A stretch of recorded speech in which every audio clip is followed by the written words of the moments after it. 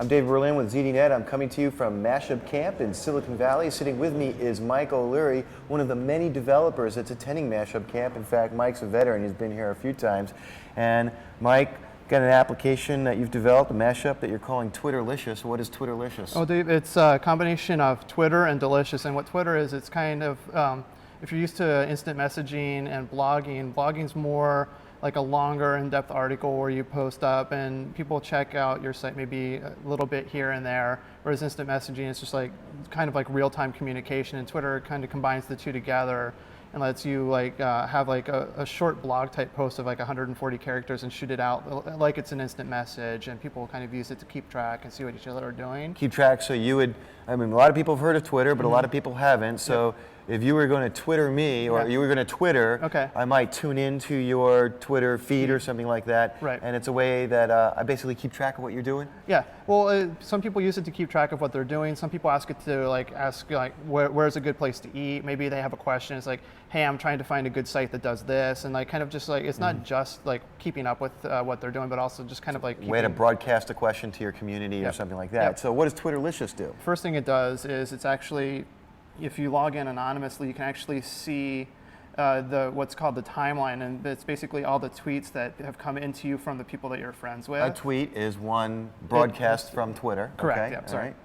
And then you can kind of scroll through and see what they are and see what's going on. But then also, if you decide that you want to update your friends, you can also actually log in with your Twitter password.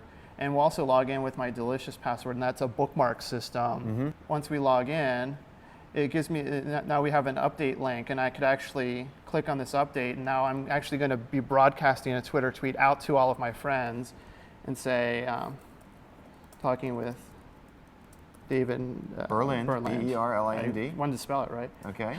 About Twitterlicious. Okay. And then I can say tweet, and now that uses the Twitter API to go out and say, hey, post this out. Okay, and so, you know, for people who don't understand what a mashup is, Twitter has an API. Correct. A way for you to invoke the functionality of Twitter from any software that you write. Yes, And Delicious has one too. It does, yes. And so what you're doing is you've got one piece of software that accesses both and brings them together and mashes them together. Exactly. Okay. And so, I mean, that part is, that is just kind of like the Twitter side. But a lot of the tweets that people send have URLs like, check out this post, check out this site. And it's like, since I'm looking at it on my phone, and it's not the nice iPhone with the pinch and zoom where you can see the whole page, it's just an old Windows Mobile. And a lot of those sites aren't developed for that. And I have this page that goes, it's like maybe consider like an 8.5 by 11 size, but all I'm seeing is an index card size of that content. And I can't see that on my phone. So what I did is I added the ability to clip a particular tweet that somebody sent me.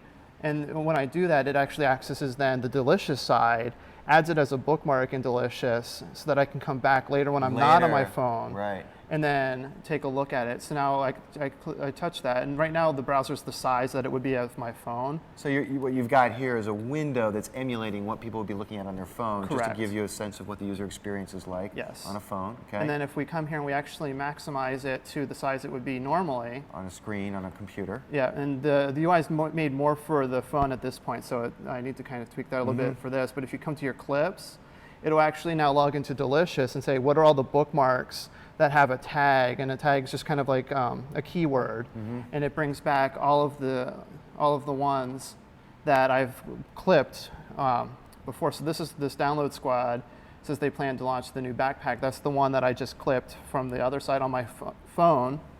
And now that I'm at my desk, I can click on that link, and it brings up the site that I can now actually see that I wouldn't be able to see on my phone because it's such a large piece of content. So now what happens if, let's say, you go through several iterations of this, like you are on your phone, you see some tweets, you add them to your Delicious bookmarks.